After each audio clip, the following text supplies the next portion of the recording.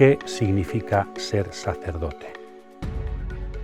Desde la fiesta del Yom Kippur, judía, Hebreos reflexiona y reinterpreta el misterio pascual de Jesús como una entrada definitiva al santuario, que es el cielo.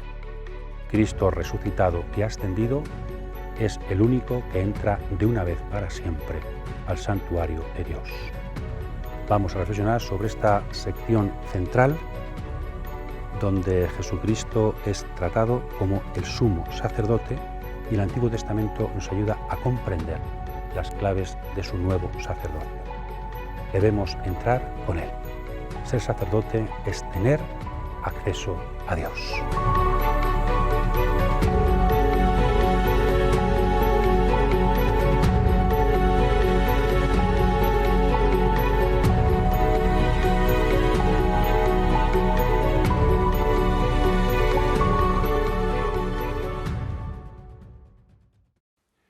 Continuamos trabajando sobre la carta a los Hebreos y tenemos que decir en primer lugar una palabra de ánimo para todos. Es un texto que no es fácil aparentemente en primer lugar, que hay que trabajarlo con paciencia, con tiempo, no se puede intuir rápidamente hay que trabajar un poquito, pero os aseguro que es uno de los textos más importantes y más actuales de la Biblia. Muchos problemas que parece que tenemos y que no acabamos de saber bien, quizá con la carta a los Hebreos estaríamos mucho más centrados en Cristo y tendríamos quizá menos ideologías que nos van por un sitio para otro, porque sabríamos bien dónde está el centro de nuestra fe y cuál es el objetivo fundamental de nuestra pastoral. Os invitamos a leer despacio con esta guía de lectura la carta a los Hebreos y ver que cada vez más se vaya dejando desvelar ese sentido de conjunto profundo. ¿Qué significa que Jesús es el sumo y único sacerdote del mundo, de nuestra fe? De eso se trata, que aprendamos el alcance y las consecuencias de esta concepción de Jesús como sumo sacerdote definitivo y único de Dios, entre Dios y los hombres. Hemos trabajado, después de un vídeo introductorio, un vídeo sobre la primera parte de Hebreos, los capítulos 1 y 2, que os acordáis que comparándolo con los ángeles, se nos dice que Jesucristo es el más capacitado para ser mediador, mucho más que los ángeles. El más capacitado porque Él es Dios y se ha hecho hombre. Está resucitado y ha padecido. Por lo tanto, puede comunicar bien las dos dimensiones del sacerdocio, Dios y los hombres, porque participa de las dos, no como los ángeles que están entre medias. Después damos un paso más y ya no lo comparamos con los ángeles, sino comparamos a Jesús con Moisés y con Aarón, dos personajes fundamentales del Antiguo Testamento, para decir, Jesús no solamente podía ser sumo sacerdote, sino que de hecho ejerce las funciones del sumo sacerdote. La función descendente, llevar la palabra de Dios al hombre, y la dimensión, como Moisés, y la dimensión ascendente, ofrecer nuestro sacrificio a Dios, como Aarón, el primer sumo sacerdote. Entonces, puede serlo como nadie, de hecho lo es, lo ejerce como nadie. Y ahora nos queda en la sección central y principal ver cómo ha llegado a ser Jesús sumo sacerdote, porque lo era o ha sido un proceso. Más bien vamos viendo que ha sido un proceso. ¿Cuál fue el momento de la ordenación sacerdotal de Jesús? Como siempre, Hebreos funciona que al final de cada sección se nos anuncia el tema de la siguiente. Pues aquí también al final de esta sección, versículos 9 y 10 del capítulo 5, en 3 frases se nos anuncia la tesis, la propositio, el tema de la siguiente sección.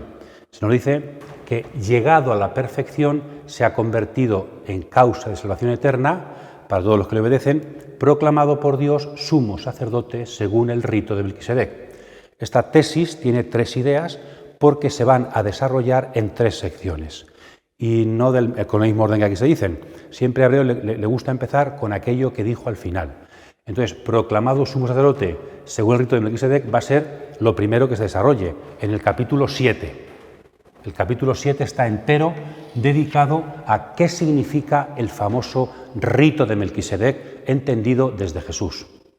Después, los capítulos 8 y 9, enteros, van a estar dedicados a cómo ha llegado Jesús a la perfección. Diríamos, lo que preguntábamos antes, la ordenación de Jesús, el proceso por el que se ha convertido en sumo sacerdote. Y después los efectos, un sumo sacerdocio de un tipo nuevo que tiene eficacia, causa de salvación eterna. Entonces, estas son las tres secciones centrales donde se desarrolla, se nos dice lo principal de todo el discurso. Y es tan importante que Hebreos lo ha introducido, una especie de la técnica del bocadillo, ¿verdad? Ha introducido esta reflexión entre dos exhortaciones fundamentales, una que sirve de introducción y otra que sirve de conclusión y consecuencias. Por eso el desarrollo de las ideas no sigue inmediatamente al texto. 5.10 sigue en 5.11, que no es el desarrollo de las ideas, sino una especie de digresio, una especie de exhortación para prepararnos a la reflexión fundamental. Es una exhortación introductoria, una exhortación conclusiva, que se corresponden, ¿verdad? Y podríamos también, le gusta mucho la estructura concéntrica a Hebreos, podríamos hablar aquí de una A y A', y aquí también pues, podríamos ver correspondencias, como después veremos que hay también correspondencias aquí en la sección central. Entonces, esto es lo que vamos a tratar en este vídeo. También es importante las exhortaciones y, sobre todo, trabajar sobre cómo se ha convertido Jesús en un sacerdote diferente al del rito levítico, es de Melquisedec, y cómo el sacerdocio, a diferencia del levítico, es eterno y es eficaz. Vamos a trabajarlo despacio, con el texto delante.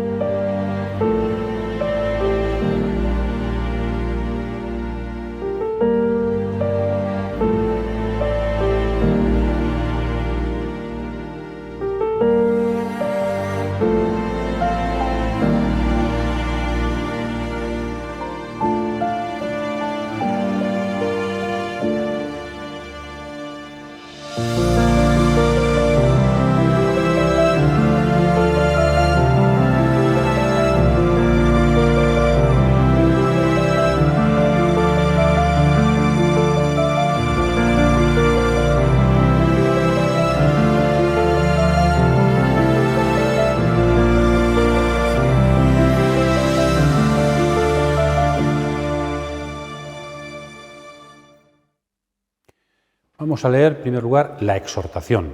Es tan importante lo que Hebreos está diciendo que quiere zarandear, llamar la atención de los oyentes para que escuchen, y no sin regañarles un poco, ¿verdad?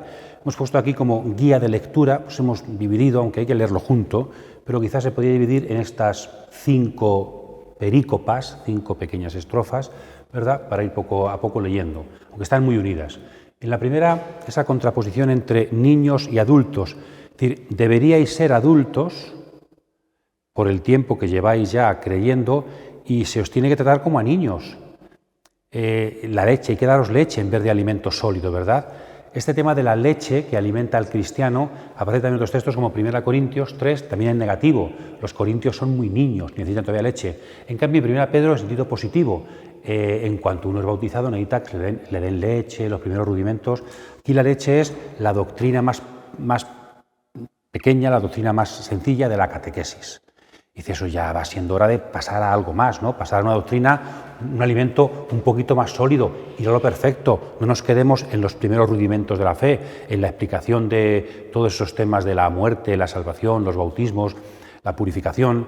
Pues ahí también podríamos decir 2 cositas. Una primera, una cuestión histórica, y aquí estamos viendo que los destinatarios de Hebreos son ya cristianos adultos, cristianos viejos, diríamos, no son recién convertidos, sino una comunidad que lleva tiempo, pero que no acaba de crecer, que no acaba de madurar. Y pues tiene que zarandearlos para... Y después también podríamos preguntarnos si eso no se podría aplicar a muchas de nuestras comunidades, que estamos siempre empezando, que estamos siempre en los rudimentos de la fe, que estamos siempre que no nos atrevemos a ir a comer el manjar sólido de nuestra fe. Y yo creo que a veces puede pasar que en las parroquias, en ciertos también movimientos y en todo, estemos siempre hablando de las mismas cosas sencillitas y no nos atrevamos a afrontar la teología profunda, a afrontar el misterio de Dios, el misterio del hombre. Es que es un poquito difícil, bueno, pero habrá que afrontarlo. Entonces, Hebreos es lo que pretende.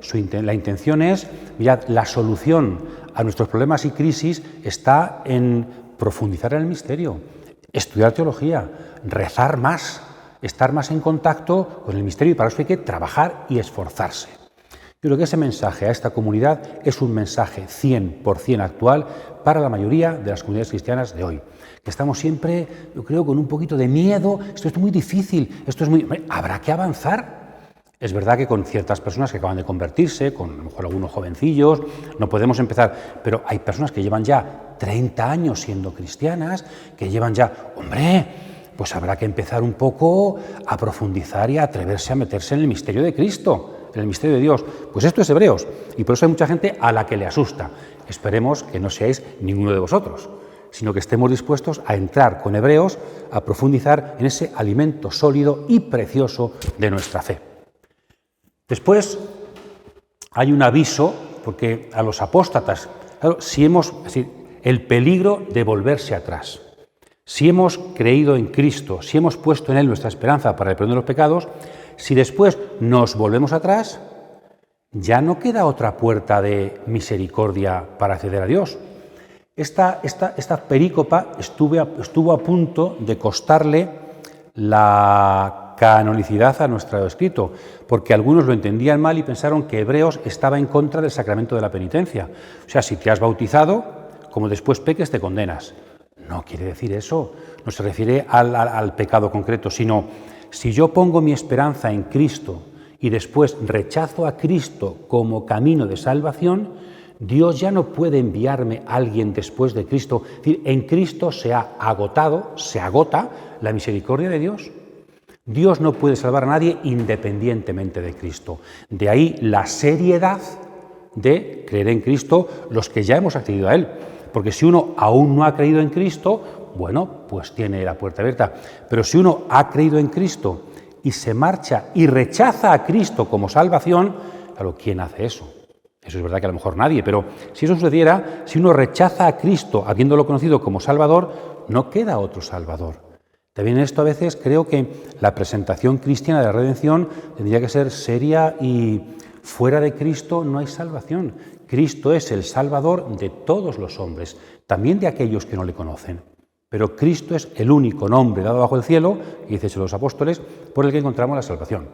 Entonces, Cristo, único Salvador, cuidado con la apostasía, con la tentación de volverse atrás realmente y rechazar. Eso es muy difícil de hacer. Hay gente que a lo mejor dice que apostata y luego no es cierto. Pero eso es que sería muy serio, ¿no? Decir, no, yo no quiero que me salve Jesucristo. Pues no hay otra forma de salvarse. Él es la salvación de Dios. Entonces, cuidado con los que ya somos cristianos, volverse atrás. Y por eso, frente a la apostasía, si van juntas estas dos, también van juntas estas dos. De vosotros, en cambio, esperamos que hay mucho más. O sea, vosotros no estáis en este camino, estáis en el buen camino, pero necesitáis perseverancia, necesitáis valentía, necesitáis seguir adelante, necesitáis profundizar, necesitáis fe, esperanza y caridad, ¿verdad? Las tres virtudes que ya desde San Pablo resumen la vida cristiana. Entonces se trata de seguir adelante, no cansarse, perseverar. Y para eso en la última perícopa se habla de la firmeza de la promesa de Dios, que se basa en un juramento, promesa y juramento hecho a Abraham. Entonces esa firmeza es la que sostiene nuestra perseverancia. Dios no promete en balde, Dios cumple, Dios jura. Y en esa seguridad en Dios, en esa fe, mantenemos nuestra esperanza. Y aquí aparece una idea muy bonita de la esperanza con la imagen del ancla. ¿Qué es el ancla? El ancla es aquello que en un barco, ¿verdad? Está en un barco en alta mar, el ancla une al barco con algo firme. Es decir, más allá de las aguas, el ancla es lo que une y da firmeza al barco en la tierra, en la roca. Pues esto desde el punto de vista espacial, ¿verdad? Físico. En cambio aquí desde el punto de vista temporal. ¿Quién es Jesús? Jesús resucitado es aquel que desde el barco de nuestra historia ha penetrado en los cielos. Entonces Jesucristo es un hombre que está tocando en nuestro nombre lo definitivo, la roca de la eternidad, la roca de Dios. Más allá de los tiempos en que estamos viviendo, de los avatares de la historia, Jesucristo es el ancla que hace posible nuestra esperanza. Igual que un barco está firme más allá del mar, nosotros estamos firmes más allá del tiempo porque Jesucristo ya ha penetrado más allá de la cortina, ya ha superado la muerte y Él es el ancla que sostiene nuestra firmeza, el ancla que hace posible nuestra esperanza. Al finalizar esta sección, la última palabra del versículo 20, la última expresión es que Jesucristo ha penetrado ya más allá de la cortina, proclamado por Dios sumo sacerdote según el rito de Melquisedec. Es decir, de las tres ideas que veíamos en la tesis, se recoge una de ellas. ¿Por qué? Porque va a ser la idea que inmediatamente después se va a desarrollar en el capítulo 7. Está de una forma perfecta construido. Igual que al final del capítulo 7, la última palabra será perfección, perfeccionado. Retoma otra idea, porque será lo que se desarrolle en los capítulos 8 y 9. Es siempre todo encadenado de una forma muy bonita. Pues una vez que nos ha zarandeado Hebreos diciendo despertad, atreveos a ir más allá, perseverad, vamos ahora a tratar la primera dimensión, el nuevo rito al que pertenece el sacerdocio de Cristo.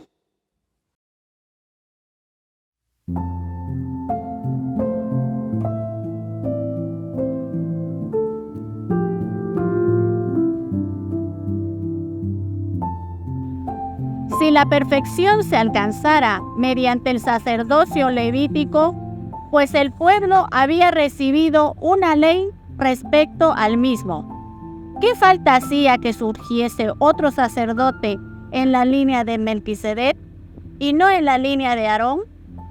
Porque cambiar el sacerdocio implica forzosamente cambiar la ley.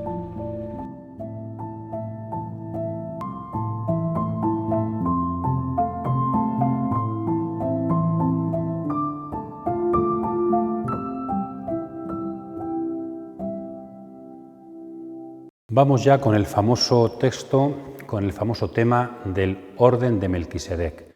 ¿Qué es el rito de Melquisedec? Mucha gente lo pregunta, a mí me han preguntado, ¿qué es el rito de Melquisedec? Y aquí hay que hacer una salvedad, empezar diciendo, cuidado con pensar que en el Antiguo Testamento está claro lo que es el rito de Melquisedec y lo que hace Hebreos es decir, pues justo ese rito que está clarísimo lo cumple Jesús. No funciona así las cosas, pero no funcionan en nada, tampoco en el concepto de Mesías. Está clarísimo el concepto de Mesías, ¿se aplica a Jesús? No.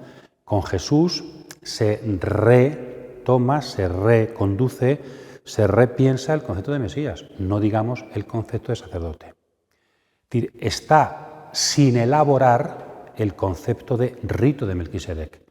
Diríamos que Hebreos ha encontrado esa expresión que aparece solamente 2 veces en el Antiguo Testamento, en el encuentro de Abraham con Melquisedec en Génesis 14, y sobre todo el punto de partida de Hebreos, ya desde el principio, Salmo 110.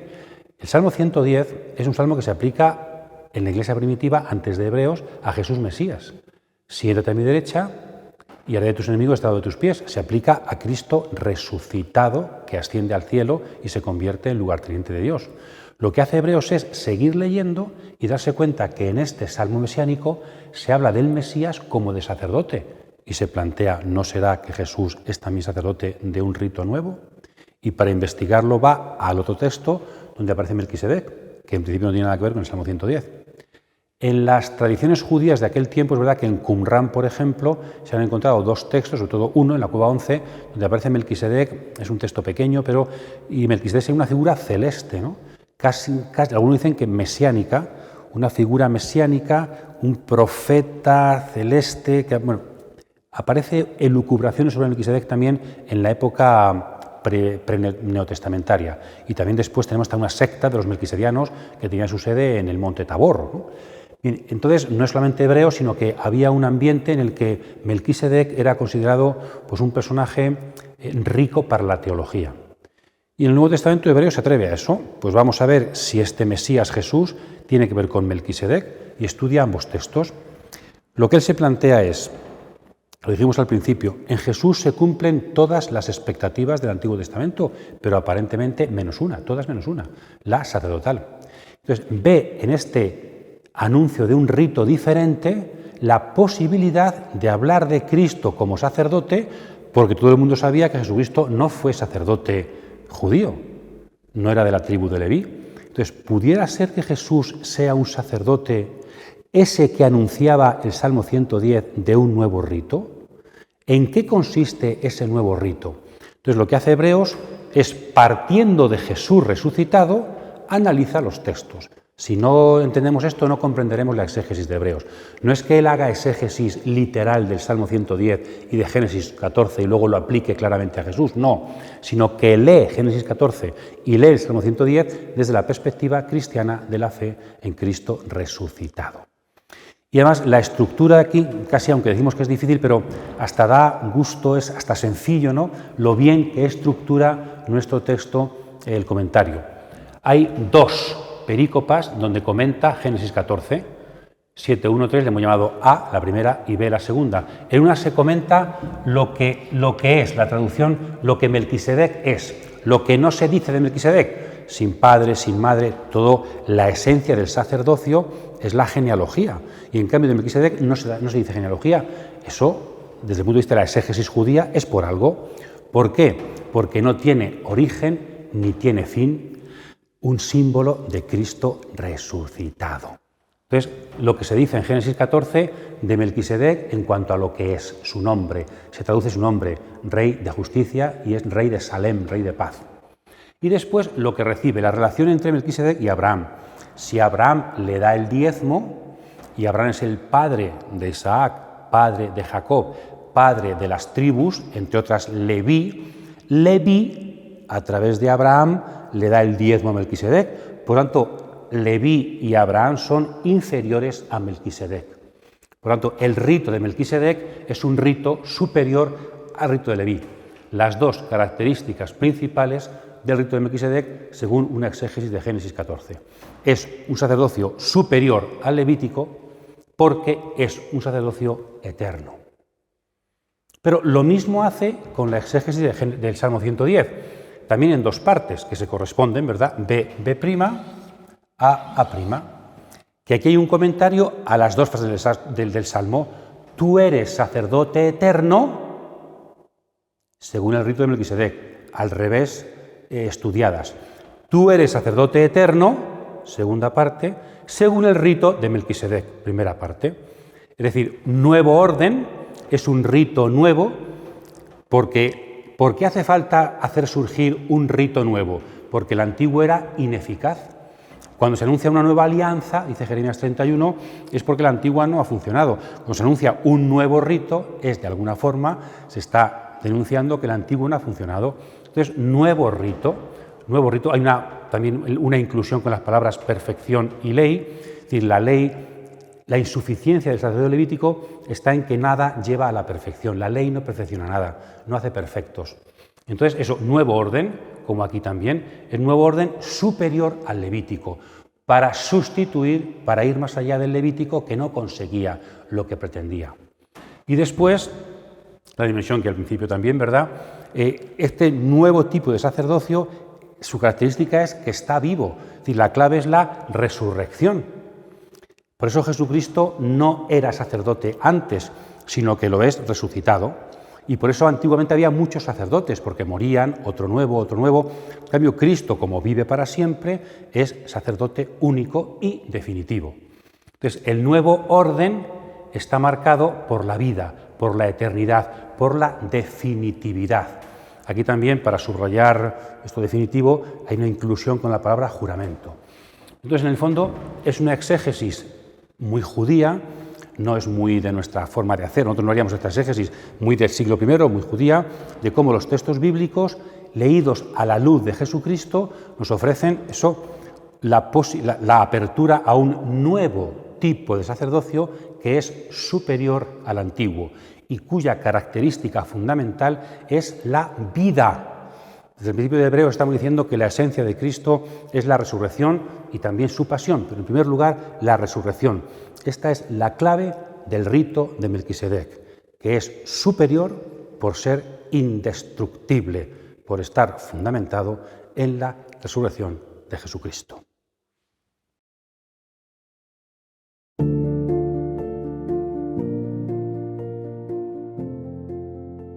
En cambio, Cristo ha venido como sumo sacerdote de los bienes definitivos. Su tienda es más grande y más perfecta, no hecha por manos de hombre, es decir, no de este mundo creado. No lleva sangre de machos cabríos ni de becerros, sino la suya propia, y así ha entrado en el santuario una vez para siempre, consiguiendo la liberación eterna.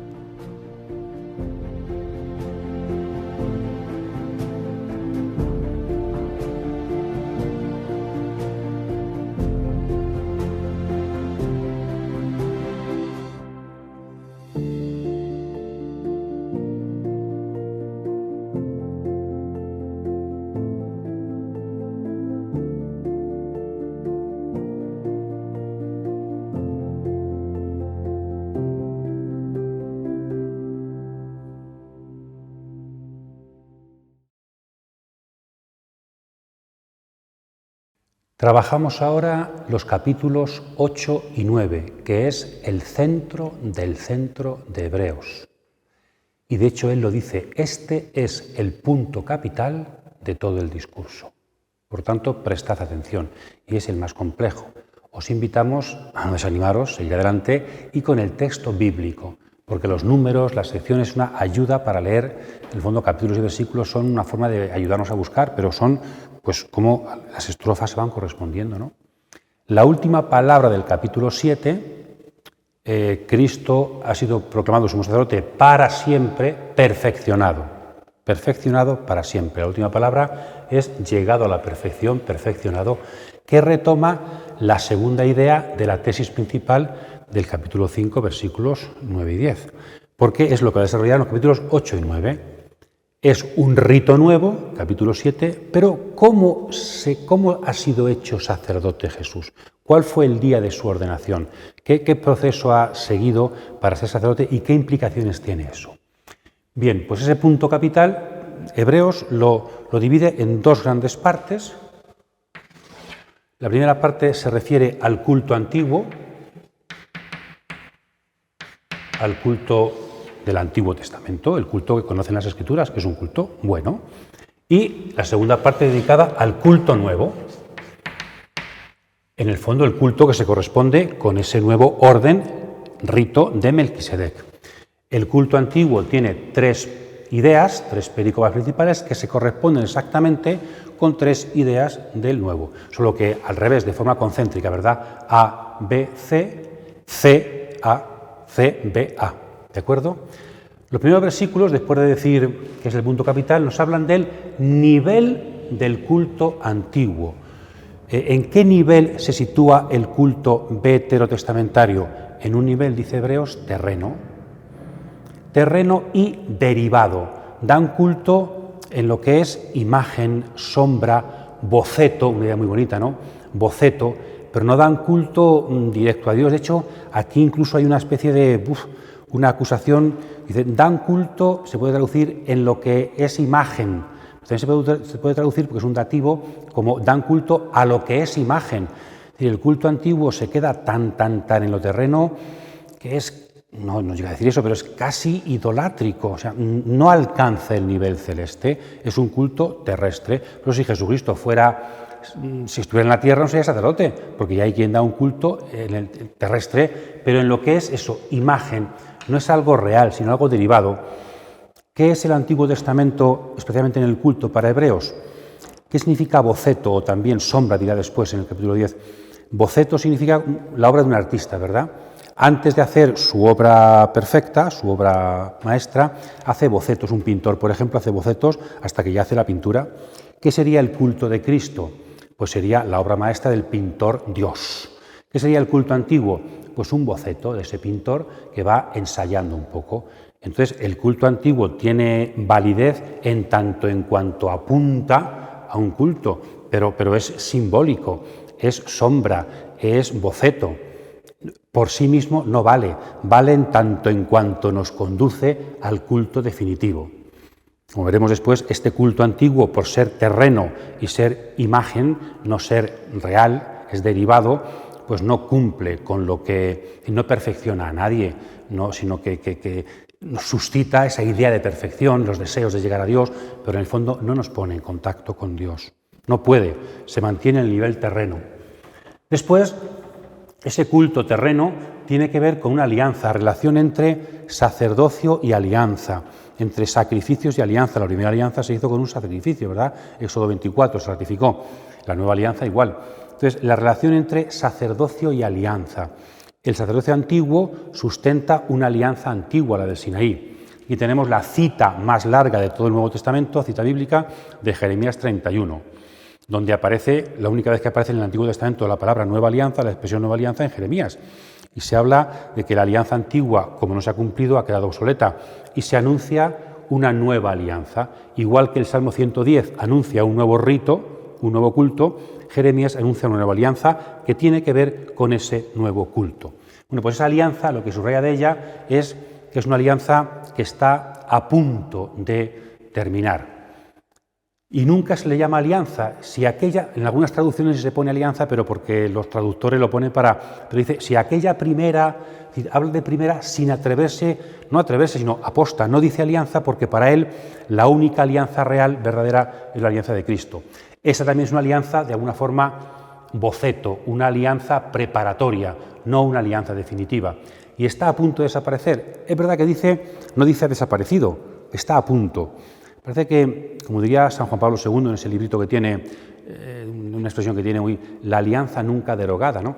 De alguna forma, la primera alianza está a punto de desaparecer, pero ahí está como importante para nosotros. No es definitiva, no es la real, pero ahí está, tiene su importancia como boceto, como apunte, como camino, claro que sí, pero sigue siendo importante. Está terminando en tanto en cuanto, como diría también San Pablo, amanece la luz y entonces ya el alba va desapareciendo, cuando el sol va saliendo.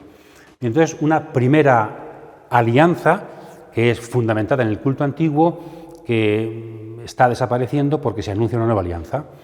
Y luego, la sección central, la más importante, se nos habla de cómo era el lugar de culto antiguo, primera parte de la tienda, segunda parte de la tienda, el santo y el Sancta Sanctorum, ¿verdad? Se dice cómo estaba establecido y luego los ritos que en ella se realizan, en el Santa y en el Sancta Sanctorum, subrayando el rito del Yom Kippur, porque en el santo entran los sacerdotes todos los días a hacer su sacrificio. El sacrificio se hace fuera, en el atrio, en el altar de los sacrificios. Y luego dentro está el candelabro, la menorá, están los panes de la proposición, está el incienso. Entonces ahí entran los sacerdotes todos los días a hacer su culto delante del Señor. Pero en el Sancta Sanctorum solamente entra un día al año y solo una persona, el sumo sacerdote, el día del Yom Kippur, para el día de la redención. Entonces, esta entrada de un solo día le sirve a Hebreos para aplicarlo a Jesucristo, como ahora veremos. Entonces, es el culto antiguo, un culto antiguo que en el fondo se subraya la separación, la limitación. Todos son separaciones, que es muy bonito porque es una pedagogía de la trascendencia de Dios, pero en el fondo hay un mensaje del Espíritu Santo, que es, aún no está abierto el acceso a la segunda parte, al santuario verdadero. El acceso a Dios, el Antiguo Testamento es una pedagogía de la inaccesibilidad de Dios, ¿no? Y es una pedagogía importante para que ahora nos demos cuenta de que solo Cristo nos da acceso a ese Dios. Por lo tanto, el valor de lo antiguo está en educarnos en que no podemos tener a Dios disponible como si fuera, no, educarnos en su trascendencia. Y entonces, la palabra central, Cristo, en cambio, en 9:11, que es el centro del centro de Hebreos. La palabra Cristo, estamos en el centro de la sección central. Cristo es la palabra que está en el centro de toda la carta de los Hebreos. ¿Cristo qué ha hecho? Pues, de alguna forma se aplica el Yom Kippur a Cristo. ¿Qué ha sido la resurrección, ascensión de Jesucristo? Pues muy sencillo. ¿Qué es el Sancta Sanctorum? El lugar simbólico donde habita Dios. Es igual que el sumo sacerdote entra un día al año donde Dios habita simbólicamente, Jesús ha entrado de una vez para siempre en el lugar real donde Dios habita. La liturgia del Yom Kippur es aplicada a la resurrección de Jesucristo y nos presenta a Jesucristo como sacerdote. Aquí lo que se subraya no es tanto el sacrificio, que también, sino la accesibilidad. El sacerdote es el único que puede entrar al Sancta Sanctorum. Bueno, pues el único que puede entrar al lugar real donde Dios habita, al cielo, es Jesucristo. ¿Y cuándo ha entrado? De una vez para siempre, el día de su resurrección, cuando ha accedido al Padre y nos ha abierto un camino para todos. Entonces, el culto antiguo es un culto terreno, es un culto de separaciones, y en cambio Jesucristo se ha presentado. ¿Y por qué es eficaz también? No solamente porque Él ha abierto las puertas y accede al Padre, sino que, claro, sacrificar animales, la sangre de vacas, la sangre de machos cabríos. En cambio, Jesucristo se ha ofrecido a sí mismo. El sacrificio de un animal es un sacrificio simbólico, porque yo me ofrezco simbólicamente en el Cordero. En vez de ofrecerme yo, hay un rescate, se ofrece el Cordero. En cambio, en Jesucristo es el único sacrificio de la historia, porque es el único que se ha ofrecido a sí mismo y ha sido acogido en presencia de Dios por la resurrección. Entonces Jesucristo se presentó con su propia sangre. El sumo sacerdote entraba al Sancta Sanctorum con sangre ajena. Jesucristo, a través de su muerte, se presenta a Dios con sangre propia. Se ha sacrificado a sí mismo, se ha entregado plenamente de una vez para siempre, dándonos acceso a Dios. Dice que se ha ofrecido y en virtud del Espíritu Eterno se ofreció al Padre. Aquí hay mucha discusión entre los expertos sobre qué significa eso, pero a mí la explicación que más me convence y me parece más adecuada es que se refiere al Espíritu Santo. Con la siguiente interpretación: ¿qué hace falta para que haya un sacrificio en la antigüedad? Pues hace falta una víctima, un altar, que la víctima sea sacrificada y después no es suficiente, no es un sacrificio. El sacrificio tiene que subir a Dios. ¿Y qué es lo que hace subir el sacrificio a Dios? El fuego. Se quema para que, como el incienso, ¿verdad?, suba el sacrificio a Dios. Bueno, pues ¿qué es el Espíritu Santo? El Espíritu Santo es al sacrificio de Jesús lo que el fuego es al sacrificio antiguo. El Espíritu Santo es el fuego que hace que la cruz de Jesús sea un sacrificio que sube al Padre. O sea, es el único texto que yo conozca así de forma tan activa que aplica el Espíritu Santo al misterio de la muerte de Jesús. En Juan está que Jesús, cuando muere, da el Espíritu. Aquí es que el Espíritu, en la muerte de Jesús, convierte la muerte en un sacrificio. Es el fuego que hace subir esta muerte como ofrenda agradable a Dios. Y todo esto ratifica una nueva y definitiva alianza frente a la antigua, que fue importante, interesante, fue boceto, pero ya tenemos la alianza nueva y definitiva. Y nos sitúa en un nuevo nivel de culto. Frente al antiguo, que es terreno y derivado, el nuevo nivel del culto es celeste y, muy importante para hebreos, real. Aquí se subraya que Cristo entró, y aquí se subraya dónde entró Cristo. Cristo no entró a un templo, Cristo no entró al Sancta Sanctorum, Cristo entró a lo que eso simboliza, que es el cielo. Cristo ha entrado realmente en la presencia de Dios. Por tanto, Cristo cumple lo que el sacerdote antiguo quería, deseaba. Entró solo una vez al Sancta Sanctorum, pero eso es un sitio físico que simboliza el cielo, pero es un sitio físico. Entonces, el sacerdote intenta algo que es un símbolo, pero Jesucristo, en el fondo, es el único sacerdote, porque es el único que ha hecho realidad lo que el sacerdote antiguo deseaba e impulsaba. Hay un concepto fundamental.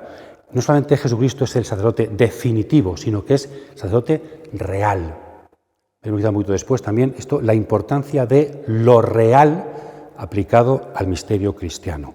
Esto no es que sea más bonito, o sea mejor, sino que es real. Eso es lo importante.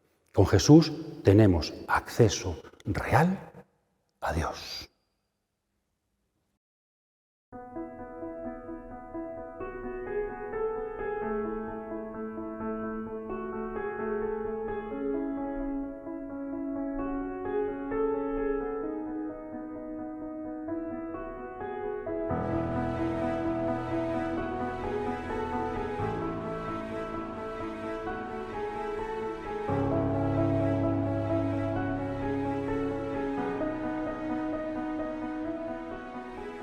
Vamos a decir una palabrita insistiendo en esto que acabamos de decir de la muerte de Jesús y su resurrección como un verdadero sacrificio. ¿Qué tiene que ver para que haya un sacrificio? Hay un sacerdote que ofrece, hay un altar, hay una víctima, tiene que ver la muerte de una víctima, y luego tiene con el fuego, que esa víctima no es suficiente con que muera. Una muerte no es un sacrificio, tiene que estar sobre el altar para elevar a Dios. Y tampoco esto es suficiente. Hace falta que Dios acepte el sacrificio. En los textos del Antiguo Testamento, que sube como calmante aroma, solo cuando Dios acepta algo es sacrificio. Podría haber una muerte de animal, podría haber un fuego y no ser sacrificio, porque hace falta que Dios lo acepte. En Jesucristo, ¿qué tenemos? Tenemos un sacerdote, es decir, alguien que ofrece. ¿Y quién ofrece? Pues Jesús, efectivamente, el Jueves Santo, donde se subraya su libertad. Jesús se ofrece a sí mismo, se entregó a sí mismo. ¿Cuál es? Bueno, el altar, el lugar sobre el que se ofrece, es la cruz, ¿verdad? El monte Calvario, el Gólgota, en la cruz. ¿Y cuál es el animal? ¿Cuál es el cuerpo? ¿Cuál es su propia persona? Su propio cuerpo. Después San Pablo dirá, ¿verdad? Romanos 12, ofreced vuestros cuerpos como sacrificio vivo. Bueno, pues Jesucristo ofreció su propio cuerpo, fue sacerdote y víctima, se ofreció a sí mismo. Y después diríamos que ahí, como ya hemos dicho antes de Hebreos 9:14, interviene el Espíritu de Dios, el Espíritu Santo, como el fuego que hace que ese sacrificio sea elevado a Dios. Sin la presencia del Espíritu no habría sacrificio. Es decir, esto es muy hermoso, creo, porque nos dice que para cualquier cosa hacen falta las tres personas de la Santísima Trinidad. El Espíritu Santo ya había aparecido, aparece muy claro en la creación, se cernía sobre las aguas, aparece muy claro en la encarnación, viene sobre María el Espíritu, aparece muy claro también en el bautismo de Jesús y en su vida pública. Pero en su resurrección también, ¿no? Romanos 8, el Espíritu del que resucitó a Jesús de entre los muertos, o también cuando envía el Espíritu Jesús por su resurrección, después de su ascensión. Pero quizá el único texto donde aparece clara esa implicación activa del Espíritu sea Hebreos 9:14. Entonces también es necesario el Espíritu en la muerte de Jesús, para que esa muerte sea un sacrificio. Y por fin hace falta otra cosa, que sea aceptado, que el sacrificio de Jesús sea aceptado. ¿Y qué es eso? La resurrección. Yo me atrevería a decir que la muerte de Jesús sola, aislada, es la mitad del sacrificio. Sacrificio es un concepto que nos ayuda a unir la muerte y la resurrección en un mismo hecho. Es decir, el sacrificio, muerte y resurrección son las dos monedas del único sacrificio. Jesucristo se ofrece y Dios lo acepta. Es decir, ¿qué es la resurrección? Jesús dice, Padre, te ofrezco mi vida. Y Dios dice, me quedo con ella. La resurrección no es te devuelvo la vida, como a Lázaro, sigue viviendo, sino me quedo con ella. Y por eso ya vive para siempre para Dios. Vive siempre desde Dios. La resurrección es la aceptación por parte de Dios del sacrificio de Jesús. También nuestra resurrección, ¿qué será? Que viviremos para Dios. Entonces, ofreceremos nuestros cuerpos por medio de Jesús y Dios aceptará esos cuerpos resucitándolos, los hace suyos. Es ahí muy bonito cómo el concepto de sacrificio nos sirve para unificar la doble dimensión del sacrificio, muerte y resurrección de Jesucristo. Y en esto también otra cuestión fundamental. Se dice mucho, se escribe en libros, ¿no? Y, hombre, que Hebreos de alguna forma aplica a Jesús de forma simbólica el concepto de sacrificio y el concepto de sacerdote. Jesucristo sería su muerte un sacrificio de alguna manera, hablando simbólicamente. Y Jesús sería sacerdote, simbólicamente hablando. Yo creo que quien piensa así no ha leído Hebreos. Hebreos dice lo contrario. Los sacerdotes del Antiguo Testamento eran sacerdotes simbólicamente hablando, porque no accedían a Dios. Los sacrificios del Antiguo Testamento, que eran sacrificios con carne, físicos, pero no eran reales, porque no daban acceso a Dios y porque no se ofrecía a la persona, que es lo que importa. Entonces, Jesucristo es el único sacrificio real de la historia y es el único sacerdote real de la historia. No es simbólico. Si algo dice Hebreos, es que Jesucristo es el único sacerdote. El Antiguo Testamento ha servido simbólicamente para ir preparando, dando nombre, simbolizando lo que pretende el sacerdocio, pero sin conseguirlo. Entonces, también cuidado con confundirnos, ¿no? En Hebreos es fundamental la perspectiva de lo real. Cristo ha resucitado realmente, Cristo se ha ofrecido realmente, Cristo nos salva realmente. Creemos en la presencia de Dios realmente, Dios ha actuado en la historia realmente. Lo simbólico es bonito, la poesía es bonito, pero insuficiente. Lo que importa es lo real. Entonces yo aquí os invito también a que insistamos en esta importancia de la definitividad del misterio cristiano, la realidad del misterio de Cristo, porque está afianzado en Dios, lo más real del mundo. Lo demás es real en tanto en cuanto participa de la realidad de Dios.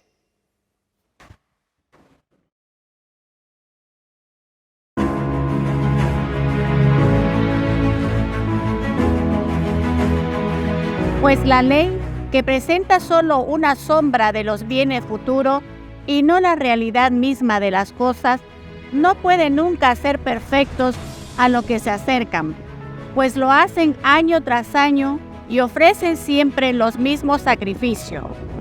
Si no fuera así, no habrían dejado de ofrecerse, porque los ministros del culto, purificados de una vez para siempre, no tendrían ya ningún pecado sobre su conciencia. Pero en realidad, con estos sacrificios se recuerdan año tras año los pecados, porque es imposible que la sangre de los toros y de los machos cabríos quite los pecados.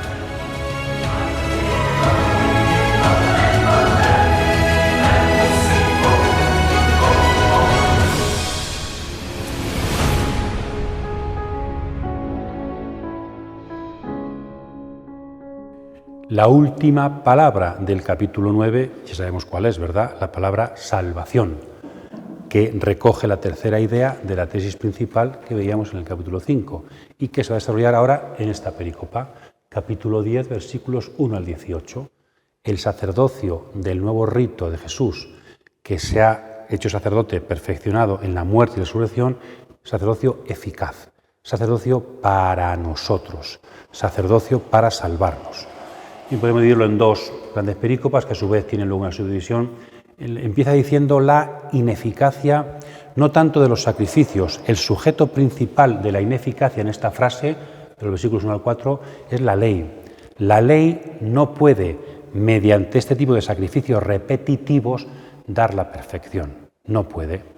Entonces, la relación entre ley, ¿verdad?, y sacerdocio, ley y sacrificio. El sacrificio sostiene la ley es la que da razón y la que regula el sacerdocio. Entonces, lo que es impotente en la línea de San Pablo es la ley, a través de unos medios que son los sacrificios. Uno de los signos de que es impotente es la repetición. Cuando uno repite muchas cosas algo es porque no ha conseguido su eficacia. Jesucristo se ofrece una vez para siempre, porque se ofrece definitivamente y consigue lo que pretende. En cambio, ¿por qué se repiten? ¿Por qué se continúan los sacerdotes? Porque mueren. ¿Por qué se repiten los sacrificios? Porque son ineficaces. Entonces, la ineficacia de la ley a través de los sacrificios del antiguo sacerdocio y la eficacia de Cristo, citando el Salmo 40, no quieres, ¿verdad?, sacrificios ni ofrendas y en cambio me has dado un cuerpo. El Antiguo Testamento en hebreo dice me has abierto el oído, pero en la traducción griega dice me has dado un cuerpo. Hebreos utiliza la tradición griega porque le sirve para contraponer los sacrificios y el cuerpo de Jesús que se ofrece. Es decir, el único sacrificio es la ofrenda del cuerpo de Jesús. Dios no quiere los antiguos sacrificios. ¿Qué quiere Dios?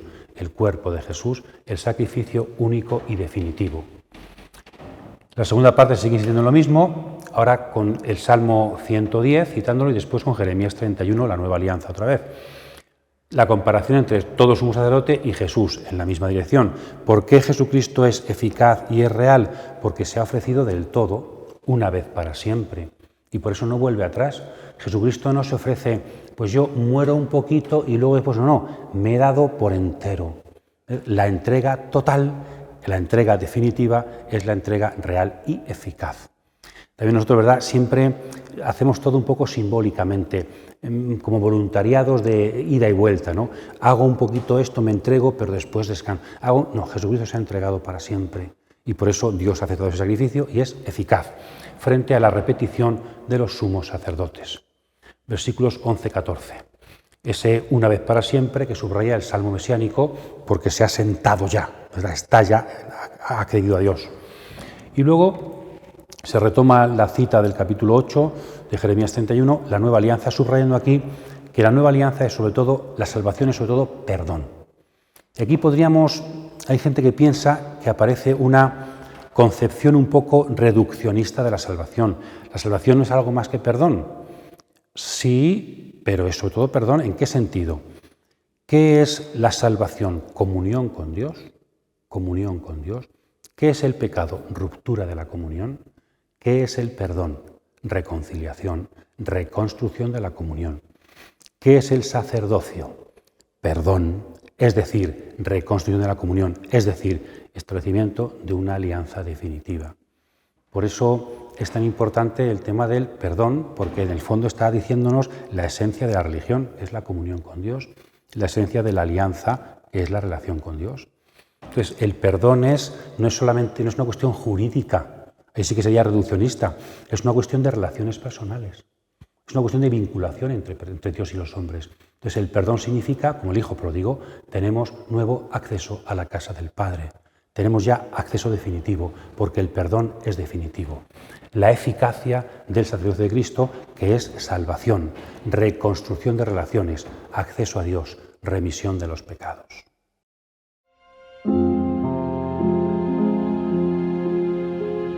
Una vez que hemos hablado de Jesucristo, sumo sacerdote del rito de Melquisedec, que ha sido perfeccionado al entrar al santuario, una vez que hemos reflexionado, Hebreos ahora nos invita con una exhortación a sacar las consecuencias para nuestra vida práctica, que podríamos resumirla como una vida eucarística. Él ha entrado como precursor, para que también nosotros entremos, para que tengamos acceso a Dios a través de Cristo en cada Eucaristía. Escuchamos.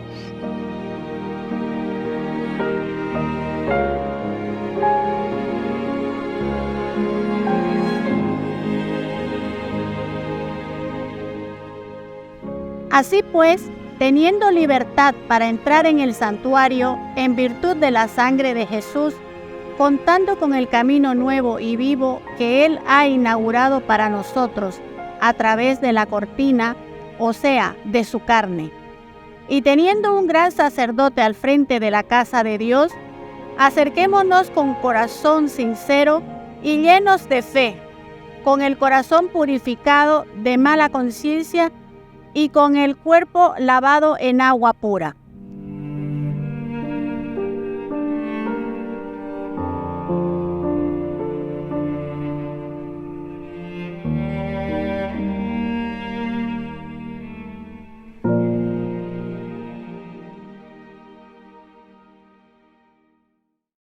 La sección central finaliza como comenzaba, con una exhortación. Aquí ya acordaos el capítulo 5, versículo 11 a 6:20. Pues ahora tenemos 10, 19 al 39, una larga exhortación conclusiva para que nos demos cuenta que todo lo reflexionado, toda la teología, está también al servicio de una praxis, de una práctica, de una vida cristiana. Tenemos también aquí una especie de tríptico concéntrico. Primero algunas cuestiones en positivo, una perícopa positiva, acercaos, tenemos acceso, ¿verdad? Segunda negativa, cuidado con la apostasía, como decíamos en el capítulo 6, ¿verdad?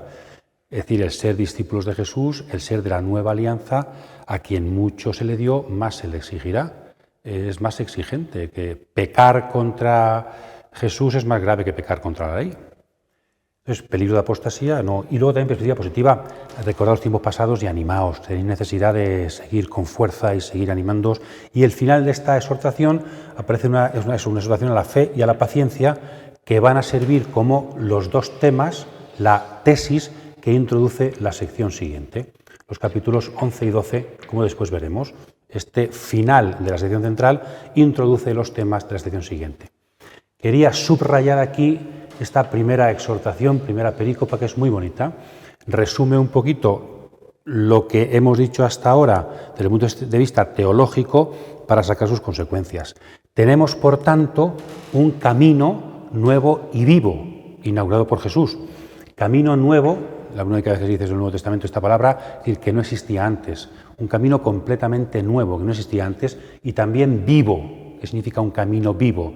Juan 14, ¿verdad? Yo soy el camino, la verdad y la vida. Un camino de acceso a Dios, es lo que hemos dicho hasta ahora. ¿Para qué es Jesús sumo sacerdote? ¿Para qué ha abierto el acceso al Padre? Para que nosotros podamos avanzar por ese camino. Jesús no es solo pastor, sino que es camino. Jesús no solamente entró, sino que es sacerdote, entró por nosotros para abrirnos las puertas, para que entremos a través de Él. Y dice que lo inauguró con su propia sangre, con el velo que es su carne y con un sacerdote grande al frente de la casa de Dios. Hay quien piensa, aquí no se dice sumo sacerdote, sino sacerdote grande, que podría referirse sangre, carne y sacerdote, es quizá una referencia eucarística, ¿verdad? Donde comemos la carne de Cristo, bebemos su sangre, y también un sacerdote en nombre de Cristo al frente de la casa de Dios. La casa de Dios es la Iglesia. Si esto es verdad, estaríamos diciendo que todo Hebreos, todo lo que Cristo ha hecho en su sacerdocio, podemos vivirlo a través de la Eucaristía. La Eucaristía es el gran regalo de Jesucristo sacerdote para nosotros. La Eucaristía es el lugar en la tierra donde Jesús ejerce su sacerdocio. Y tenemos acceso libre a Dios porque Cristo, siempre vivo para interceder por nosotros, Hebreos 7, se hace presente en la Eucaristía. La Eucaristía como camino de acceso a Dios a través de Jesús. Precioso. Es decir, Hebreos se ha escrito para que profundicemos, para que estudiemos teología y vivamos intensamente la Eucaristía. Y así el sacerdocio de Jesucristo no es un tema teológico o una reflexión sobre el pasado, sino que es algo vivo que celebramos cada semana, cada día, accediendo a Dios gracias a Jesús sacerdote. Y después de ese camino que por lo tanto tenemos que acercarnos, tenemos que ir, no abandonar las asambleas, como algunos empiezan ya a acostumbrar. También dice aquí que algunos empiezan a abandonar la asamblea. Ya empezó a existir entonces los cristianos no practicantes, ¿verdad? Dejaba a la gente de ir a misa, hombre, si es el lugar de acceso a Dios. ¿Y cómo hay que acceder? Pues un poco bautizados y reconciliados con Dios, la limpieza exterior e interior, limpieza de cuerpo y de conciencia, y con tres actitudes fundamentales que son la fe, la esperanza y la caridad, recordándonos lo que ya decíamos en el texto anterior de la exhortación, en el capítulo 6. Tres actitudes de la vida cristiana.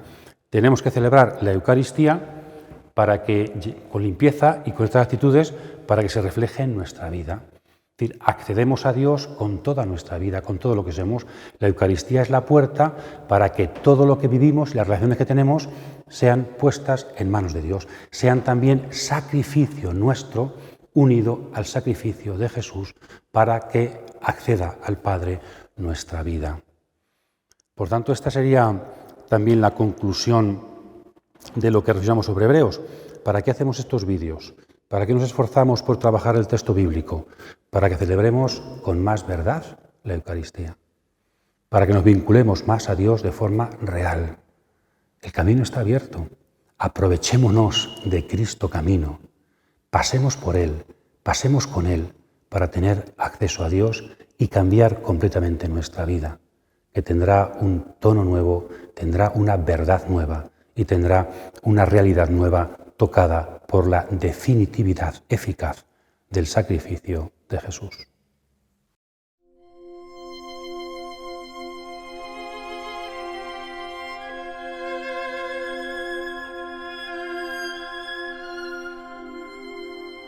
Tenemos un sumo sacerdote eterno, único, compasivo, que tiene acceso a Dios, el Hijo definitivo, el hombre resucitado que está junto al Padre.